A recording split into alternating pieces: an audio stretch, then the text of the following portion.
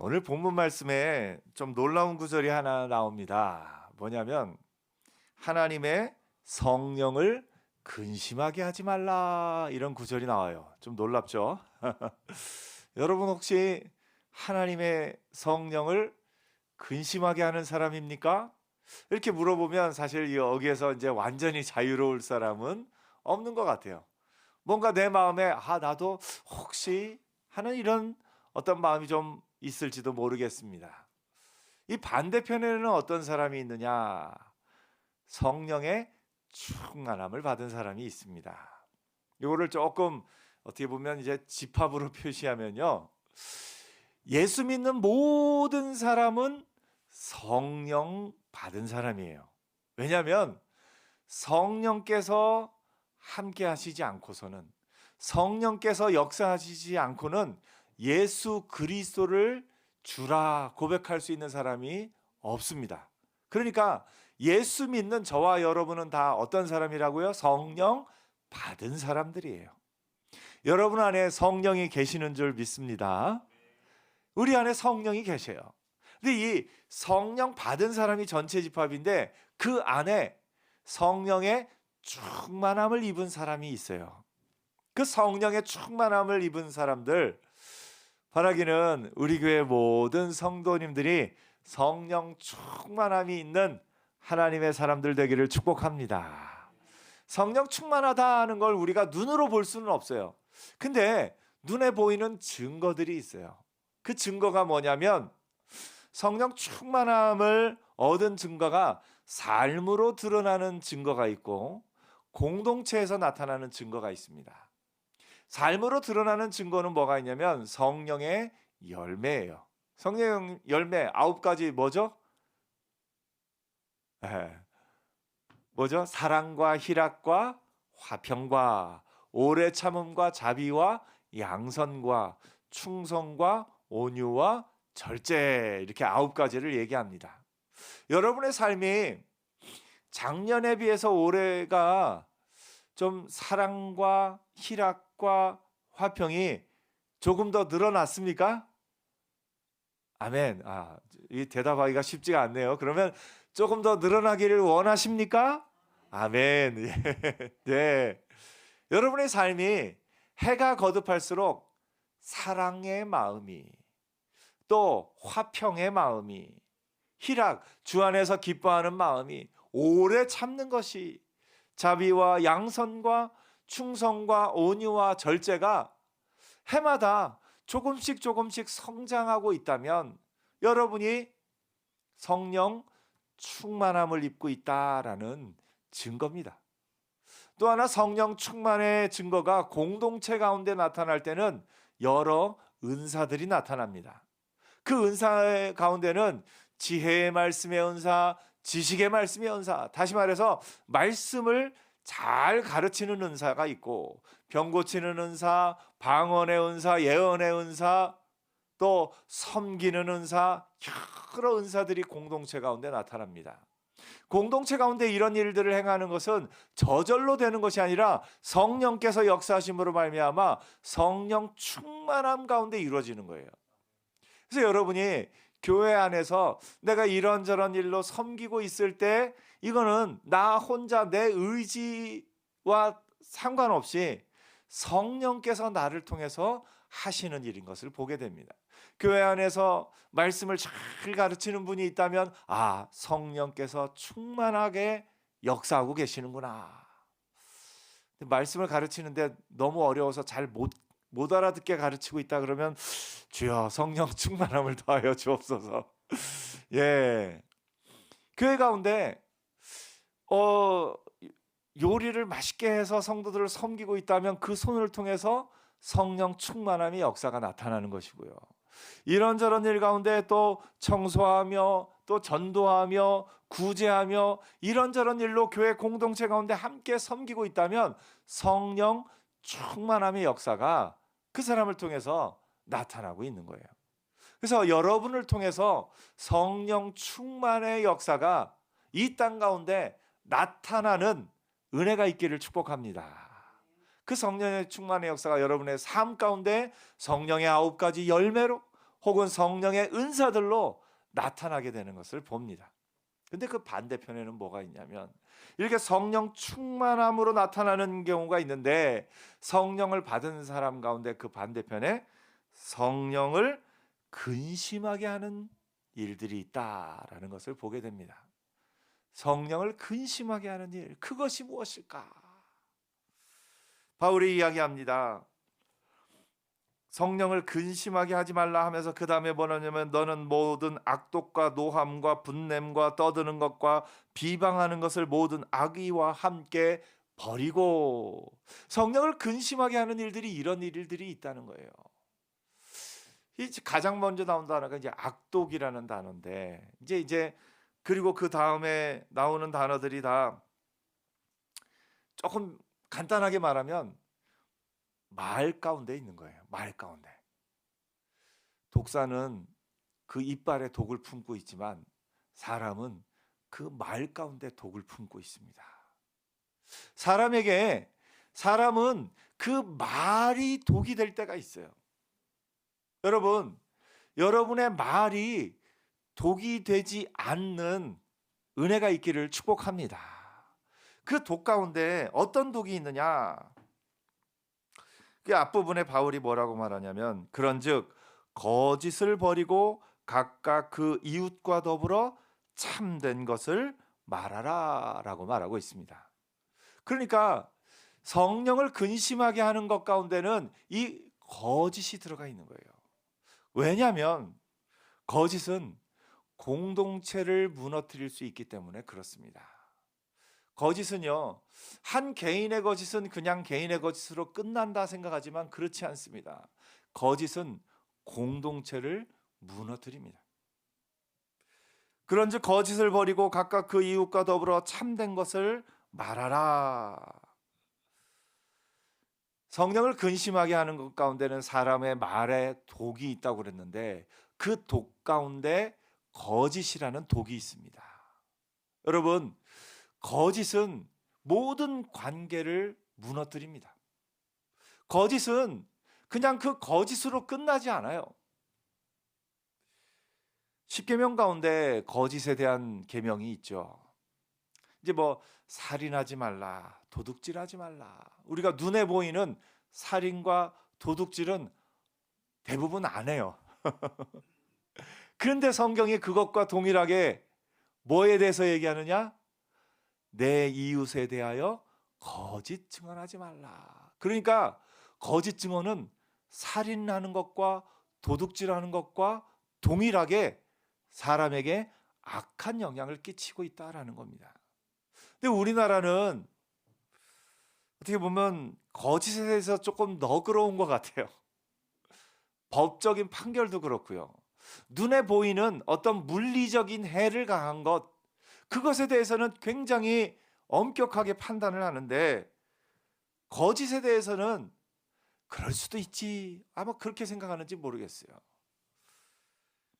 우리나라 그 범죄에 대해서 이렇게 좀 조사한 내용을 이렇게 2023년도까지 통계가 나와 있더라고요. 이제 경찰청에 들어가서 봤더니 절도에 해당하는 범죄가 우리나라에 연간 18만 9,942건이 있답니다. 그 이전에는 2003년도에는 12만 7천 건이었는데 굉장히 많이 늘어났죠. 그런데 그 시기에 사기에 해당되는 범죄는 35만 4,055건입니다. 그러니까 무슨 얘기냐면 거의 2배 가까이 되는 거예요. 어떤 언론에서는 또 우리나라의 이 사기와 그런 거짓에 관련된 범죄가 어떻게 보면 처벌이 좀 더 약해서 그런진 몰라도 눈에 보이는 그런 어떤 범죄에 비해서 눈에 보이지 않는 범죄가 더 많다는 걸 볼 수 있습니다. 미국의 경우에 실제로 눈에 보이는 범죄가 많아요. 마트 같은 데서요, 실제로 물건을 훔치고 그걸 또 경비원들이 쉽게 못 잡는데요. 그런 일들이 미국에서는 많이 있다고, 그걸 보면서 아이고 그래도 그 나라보다는 우리나라가 이렇게 물건을 어디 놔둬도 누가 안 가져가고 이렇게 물건 훔치는 사람이 적어서 괜찮다 생각을 할 때쯤에 어이쿠야, 거짓말에 해당하는 이 사기에 해당하는 범죄는 우리나라가 더 많네라는 걸 생각해 보면 참 사람의 본성이 참 악한 것을 볼 수가 있습니다. 근데 이 거짓은요, 그냥 그 혼자에게만 영향을 끼치는 게 아니에요. 절도라는 범죄는 어떻게 보면 그것도 이제 다 영향을 끼치긴 하지만 그 사람의 잘못이에요. 그런데 거짓이 나타나면 이 공동체 전체가 무너질 수 있는 위험이 있는 것을 봅니다. 그래서 바울이 에베소 교회를 향해서 특별히 그 삶의 문제를 다루면서 가장 첫 번째 얘기한 게 뭐냐면, 그런즉 거짓을 버리고 각각 그 이웃과 더불어 참된 것을 말하라. 이는 우리가 서로 지체가 됨이라라고 말하고 있습니다. 성령을 근심하게 하는 것 가운데는 우리 말에 그 독이 들어있는데, 그 말에 들어있는 독 가운데 가장 심각한 것 중에 하나가 거짓이다라는 것을 오늘 우리가 보게 됩니다. 거짓 이외에도 바울이 얘기하고 있는 것은 그 다음엔 뭐냐면, 분을 내어도 죄를 짓지 말며 해가 지도록 분을 품지 말고 마귀에게 틈을 내지 말라. 이것도 역시 분을 내어도, 분은 낼 수 있다는 거예요. 분을 내어도 해가 지도록 분을 품지 말고, 어떤 분은 그래요. 해가 지도록 분을 품지 말라 그러니까 해가 떠 있을 때는 괜찮구나 이렇게 생각하는 분이 있는데, 그 다음에 또 뭐라고 생각하냐면, 저 백야 현상이 나타난 저 북유럽 어느 나라들은 해가 안 진대는데 거기서는 해가 질 일이 없으니까 분을 계속 품고 있어도 괜찮나 이렇게 생각하기도 합니다. 이제 말씀은 해가 지고 안 지고가 중요한 것이 아니라, 분을 낼 때 중요한 것은 분을 내는 것 자체가 문제가 되는 것이 아니라 그 분을 낼 때에 죄를 짓는 것과 이어지면 안 된다는 것, 그리고 그것이 이렇게 계속해서 이어지지 않는다는 것, 그리고 그것으로 말미암아 마귀가 그것을 또 틈타서 어떤 더 안 좋은 길로 갈 수 있는 것, 그 공동체를 깨트리는 것에 영향을 주지 말아라는 걸로 이어질 수 있다는 것을 보게 됩니다. 그리고 또 말에 대한 것이 하나 더 나와요. 무릇 더러운 말은 너희 입 밖에도 내지 말고 오직 덕을 세우는 데 소용되는 대로 선한 말을 하여 듣는 자에게 은혜를 끼치게 하라.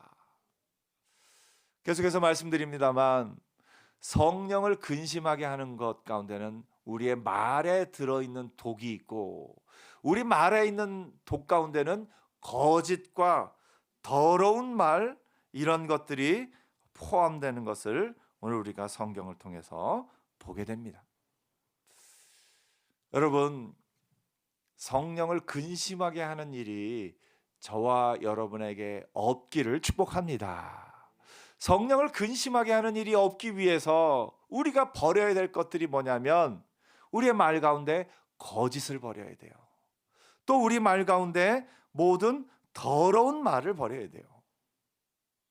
우리의 말 가운데 이런 거짓과 이런 더러운 것들이 그냥 한 개인의 삶에만 영향을 끼치는 것이 아니라 공동체 가운데 그 공동체를 무너뜨릴 수 있기 때문에 그렇습니다. 그러므로 우리가 이런 말에 들어있는 독을 없애기 위해서 어떻게 해야 될까? 거짓을 버리는 것보다 더 중요한 것은 뭡니까? 참된 것을 말하는 것이 중요합니다. 참된 것을 말하는 것은 사실은 용기가 필요합니다. 쉽지 않습니다. 참된 것을 말하는 게 왜 용기가 필요하냐면, 이 세상이 워낙에 거짓이 가득하기 때문에 그렇습니다. 세상에 거짓이 가득하기 때문에 참된 것을 말하는 것, 그것은 용기가 필요합니다. 더 나아가서 또 참된 것을 말하는 건 내가 책임을 져야 되기 때문에 그 참된 것을 말하기 어려울 때가 있습니다. 거짓말은 왜 합니까? 거짓말은 자기에게 있는 무언가를 감추기 위해 거짓을 말하는 거죠. 감추기 위해. 그렇기 때문에 감추는 것이 더 쉬운 거예요. 내가 잘못을 했는데 이 잘못을 덮어두고 감추는 게 더 쉬워요. 그 가운데 참된 것을 말하는 건 어려운 거예요. 여러분 주변에 거짓으로 덮지 않고 참된 것을 말한 사람이 있으면 칭찬해 주는 은혜 있기를 축복합니다. 우리 어느 집사님이 회사에 어느 직원이 이제 리더급 직원인데 참 악한 어떤 거짓된 것들을 행했어요. 근데 그 부하 직원이 이 회사를 운영하는 사람에게 가서 내 직장 상사가 이런 잘못을 저지르고 있습니다라고 말할 때 그것이 쉬운 일일까요? 쉽지 않은 일입니다. 왜냐하면 그 회사의 리더가, 회사의 사장이 이 회사의 이 나보다 상사인 이 사람과 친하다고 느낄 때는 더 그렇습니다. 그런데 그 가운데 그것을 말하는 건 대단한 용기를 가지고 말하는 거예요. 참된 것을 말하는 거, 이게 회사에서도 결코 쉬운 일은 아닙니다. 근데 보통의 회사들은 참된 것을 말했을 때 그것 때문에 오히려 참된 것을 말하기 때문에 불이익을 줄 때도 있어요. 참된 것을 말할 때. 근데 참된 것을 말했을 때 그 참된 것을 말한 사람의 용기를 인정하고 받아주고 그 잘못된 것을 바로잡는 것, 이것도 역시 쉬운 일은 아닙니다. 그 과정 가운데 그 일들을 처리하면서 어려웠던 마음과 이런저런 얘기를 들으면서 참된 것을 말하는 게 쉬운 것이 아니구나. 그리고 그 참된 것을 받아들이는 것 또한 쉬운 일은 아니구나 하는 것을 느꼈던 기억이 있습니다. 오늘 여러분, 어떻게 보면 거짓이 편해요. 속이는 게 편하고요. 속이는 게 내가 책임질 일을 어떻게 보면 덮어둔다고 생각할 수 있고요. 그렇습니다. 그런데요, 거짓은 또 다른 거짓을 낳습니다. 거짓은 절대 그거 하나로 끝나지 않습니다. 그래서 누가 그래요. 거짓말하는 사람은 진짜 머리가 좋아야 된다고. 안 그러면 거짓 말하는 동안에 몇 단계 안 가서 들통날 수밖에 없어요. 거짓은. 모든 거짓은 들통날 수밖에 없습니다. 교회에 이제 도와달라고 와서 이렇게 도움을 요청하는 사람 가운데 이렇게 이야기를 하다 보면 거짓으로 이야기를 지어내는 사람들이 참 그렇게 많아요. 교회에 와서 거짓을 말해도 들통이 안 나을까 봐 그런지 와서 뭐 어렵다는 얘기를, 그래요, 어려워서 뭐가 어렵고 가만히 듣다 보면 아까는 여고생 딸이었는데 조금 이야기하다 보면은 대학생 딸로 또 바뀌어 있어요. 아까 여고생 딸이라고 그러지 않았냐고. 그럼 막 화를 내면서 가버려요. 참, 그래서 이 거짓은 똑똑해야 돼요. 똑똑하라는 얘기가 아니라 사람의 거짓은 드러나게 돼 있습니다. 근데 이 공동체 밖에 있는 사람이 와서 거짓을 말할 때는 밝히고 쫓아내면 되는데 공동체 안에 거짓이 들어오면요, 이 거짓이 공동체 전체를 무너뜨리는 악한, 이거는 그냥 조금 악한 정도가 아니라 사단에게 붙잡힌 거예요. 공동체 안에서 거짓을 말하는 사람은 사단에게 붙잡힌 거예요. 사단은 속이는 영입니다. 거짓의 영입니다. 오늘 여러분, 그래서 감사하게 우리 공동체 가운데, 우리 교회 가운데, 공동체 가운데 지금도 그랬듯이 앞으로도 거짓이 없는 우리 공동체 되기를 축복합니다.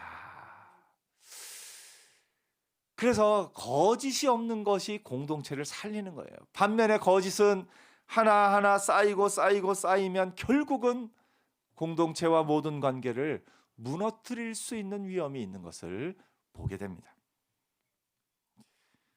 그런즉 거짓을 버리고 각각 그 이웃과 더불어 참된 것을 말하라.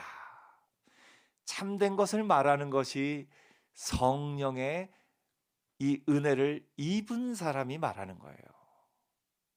이 마음에 성령의 은혜가 아니고서는 참된 것을 말할 용기 자체를 내기도 쉽지가 않은 것을 보게 됩니다.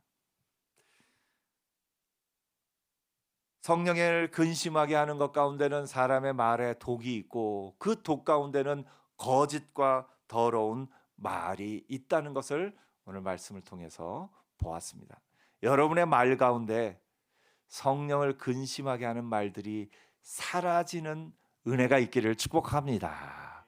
여러분의 말 가운데 거짓을 버리고 참된 것을 말하며 더러운 말을 버리고 덕을 세우는 말, 선한 말이 가득한 은혜 있기를 축복합니다. 공동체를 세우는 것은 뭐냐면 성령을 근심하게 하는 것과 반대쪽에 공동체를 세우는 것에 대해서 바울이 마지막으로 하나만 더 얘기하네요. 32절에 보니까 서로 친절하게 하며 불쌍히 여기며 서로 용서하기를 하나님이 그리스도 안에서 너희를 용서하심과 같이 하라. 성령을 근심하게 하는 반대편에 성령을 기쁘시게 하는 부분이 있는데 그게 뭐냐면 서로 친절하게 하며 서로 불쌍히 여기며 서로 용서하기를 하나님이 그리스도 안에서 너희를 용서하심과 같이 하라. 아까 우리의 말에 독이 있다고 그랬는데요. 우리의 말에 치료약이 있네요. 여러분의 입에 독을 치료하는 약이 가득하기를 축복합니다. 그 독을 치료하는 약이 뭐냐면 친절한 말, 불쌍히 여기는 말, 서로 용서하는 말, 이런 말들이 치료하는 약이 되는 것을 봅니다. 오늘 여러분의 입에 치료약이 가득한 은혜 있기를 축복합니다. 한번 치료약을 해볼까요? 옆에 얘기해 주세요. 제가 이번 한 주간에 했던 모든 잘못 용서해 드리겠습니다. 옆에 얘기해 주세요. 용서 잘 안 하시나요? 예, 물론 다 용서해 드리겠습니다. 이게 제일 좋은 말이지만 이 사람인지라 어떻게 그걸 다 용서합니까?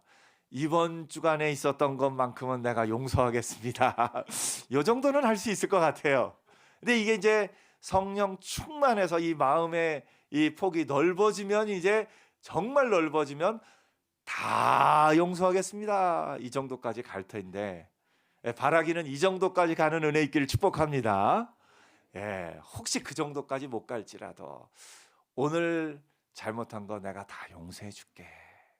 이번 한 주간에 한 거 내가 다 용서해 줄게.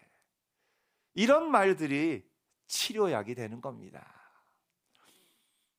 여러분의 입에 악독을 제하여 버리고 치료약이 가득한 은혜 있기를 축복합니다. 그래서 이번 한 주간은 하나님 제 말에 제 입에 치료약을 넣어 주옵소서.